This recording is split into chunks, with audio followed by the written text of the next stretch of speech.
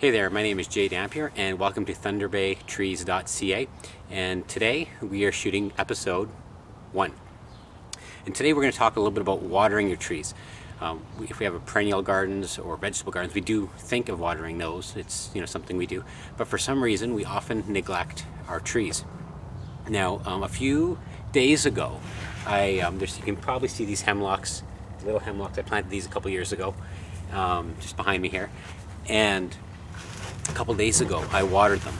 Currently Thunder Bay is going through a bit of a drought. Usually we have a little more rain in the spring in typical years. Thunder Bay typically gets less than a meter of water per year. Somewhere, depending on whose numbers you look at, somewhere around maybe 80 centimeters, somewhere in that ballpark. Certainly less than a full meter of water, which isn't a lot compared to other areas of Canada, as well as other areas of North America. So a few days ago, I watered these two plants here.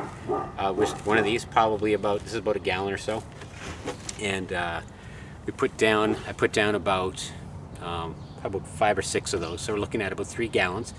And so what I wanted to do is talk a little bit about how to water your trees properly, whether it's a little tree, big tree, new planting, or whatever.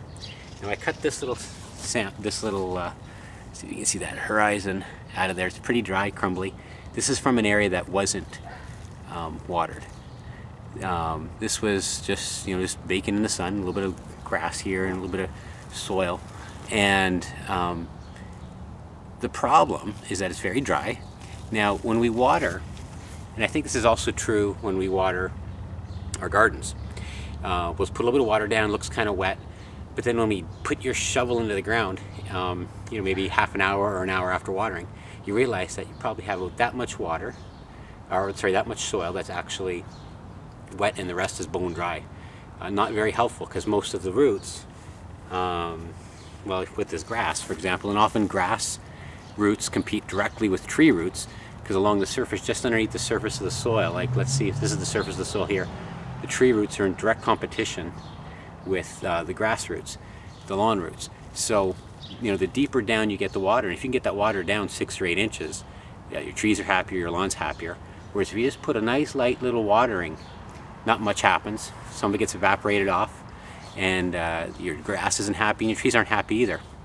Now over here, and you're probably not going to be able to see this, actually you're not going to be able to see this because I don't know where my little piece of sod is from back there, but you'll notice that 6 of these weren't enough. The moisture only went down about an inch or 2, or probably about an inch, about 2.5 centimeters. That's it. So what we want to do when watering trees, and this probably goes, this is true for any garden really, is deep watering done infrequently rather than a little spritz every other day. So you want these deep waterings where you can kind of really get the soil really wet, kind of saturate it, and then just let it dry out. And then again, kind of, it kind of mimics what nature is already doing in the way you water. Because what you don't want is these little spritzes all the time.